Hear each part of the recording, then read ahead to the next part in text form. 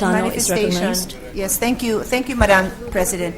Madam President, I would just like to put an important matter on record. This is with regards to the RH bill. It has not been in the. It was not in the agenda today, and obviously, when we were discussing the debate, as other bills, they were also not in the agenda. But I would like to manifest and put on record that I, along with my co-sponsor, have been ready, especially now that the budget is finished, to continue the debates. And since there appears to be no intention, there does not seem to be any other senator who has indicated their desire to interpolate. May I also mention that the week before we went on recess, there also was no RH debates, and I take that to mean that there was no one particularly of there was no one who had any particular interest to continue the debates.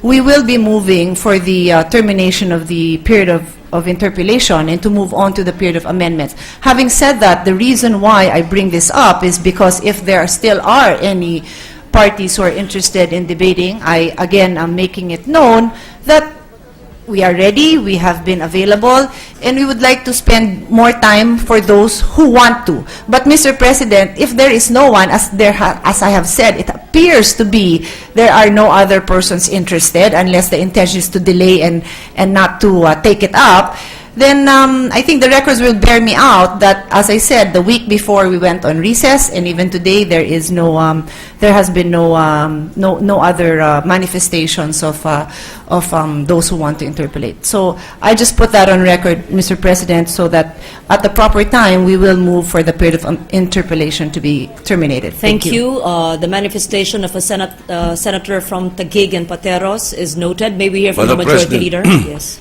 Yes, I would like to take exception to the statement that this might be a delay.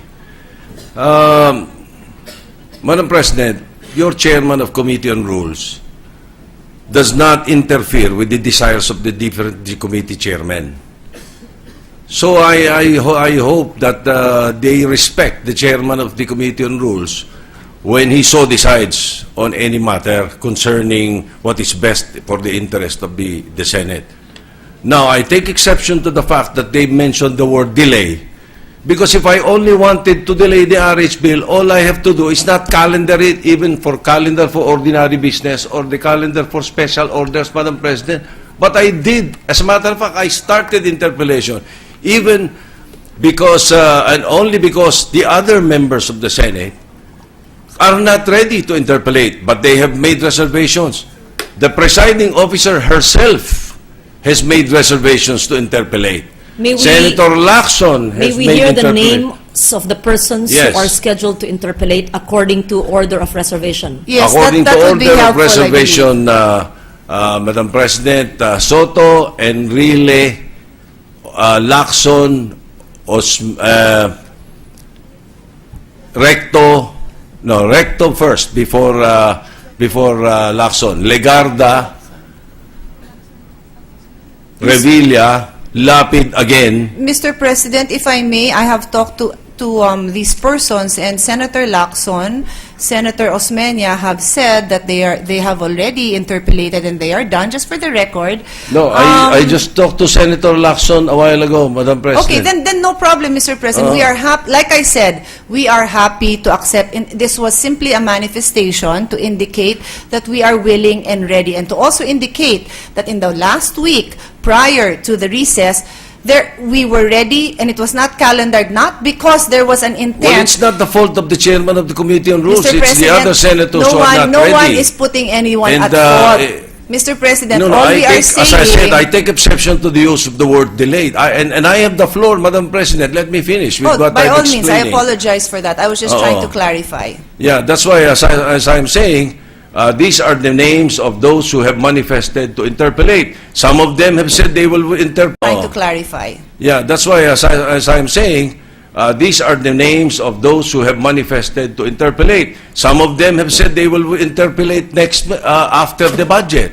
The budget is not finished. It might be finished tomorrow, so we could probably take it up afterwards if they're ready after the budget. Even the chairman of the Committee on Finance made that reservation to this representation, saying that we should take up all the rest after the budget unless we take up something which is non-controversial like the local bills. But apparently in the Senate, there is no simple bill.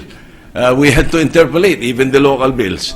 So there is no truth to that matter of saying delay. Even Senator Santiago was interviewed earlier on TV, and she said, she was quoted to have said that the leadership of the Senate is delaying this. If I want to delay this, Madam President, all I have to do is ask you to read the journal. You will have to read it every day. All I have to do is filibuster. But I'm not filibustering, Madam President. I'm merely your humble servant who is the chairman of the Committee on Rules, and the other members of the Senate says they want to interpolate, but they are not ready. What do you want me to do? I myself would like to interpolate. So I would like to calendar this as soon as possible. Madam President, the last thing that I would want to do is not to discuss the RH bill. I want to discuss it because I want an intelligent vote from the members of the Senate. I want them to find out more about the bill, like what's happening in the House. Every time it is discussed, every time a provision is being discussed, the more people are against it. That's why I want to talk about it. That's why, Mr. President, there are no intentions of delaying this. There are no intentions of not calendaring this particular measure. If you want, you can calendar it every day. But there are no senators who wish to interpolate at their time. They want it at their time. We do not have closure in this hall, Madam President. The point of the majority leader has been made clear, and the point of the Yes. senator from Taguig and Pateros already Madam has President, been noted. I would just again like to clarify that the intention was to also was really to apprise our colleagues of the fact that we are ready. Like I said, those who have earlier manifested their intention to interpolate had told me before we went on recess that they were no longer interpolating. And I do recall I had a discussion with Her Honor, and we had said that she may be interpolating after, and therefore this manifestation is precisely directed to my colleagues to advise them that we are ready.